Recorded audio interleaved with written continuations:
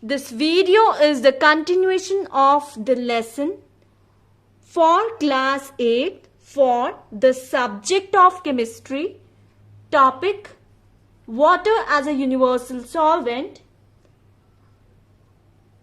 chapter 3 water, and is being submitted to you on 26th July 2021.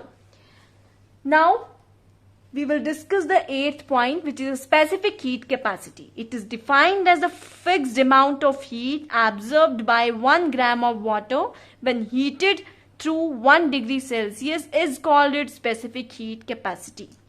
Now we will discuss water as a universal solvent. So water is a remarkable solvent. It dissolves many substances, forming aqueous solutions. Not only solids but also gases and other liquids dissolve in water.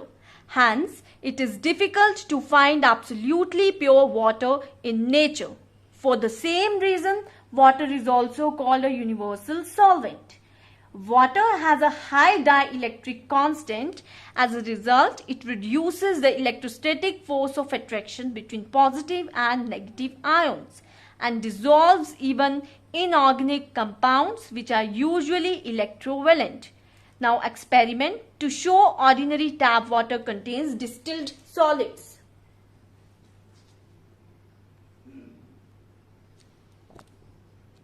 For this, procedure is put some tap water on the clean watch glass and place it over a beaker containing water as shown in figure 1, which is drawn on page number 6 of the notes.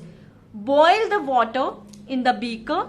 When all the water has evaporated from the watch glass, remove it from the burner and then let it cool to show that water contains dissolved solids. So what you will observe, your observation would be, it is observed that the number of concentric rings of solid matter are seen.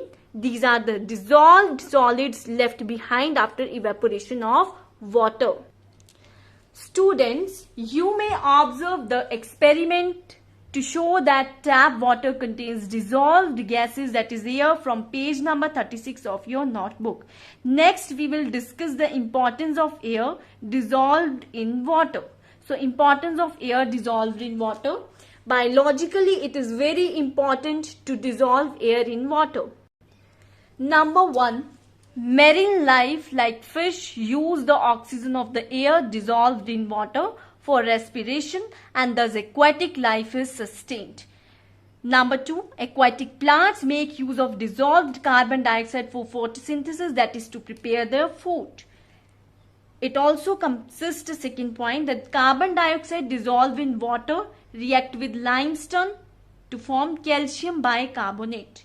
Marine organisms such as snails, oysters, etc. extract calcium carbonate from calcium bicarbonate to build their shells. Now, I will give you three very short questions. You will get a 3 minutes break to write the answers. So, the question number 1 is, what type of bonding present in water molecule? Question number 2, what is the freezing point of water? And the last question number 3 is, water has high dash constant. Now pause your audio for 3 minutes and write the answers in your chemistry notebook. I hope you all have written the answers by now. Let us check the answers now. So answer number 1 is covalent bonding. Answer number 2, 0 degrees Celsius. And the last answer number 3 is dielectric. Now I am ending the lesson for today by giving instructions and homework. So instructions and homework are, you all are required to listen the audio again and revise all the topics which we have covered today.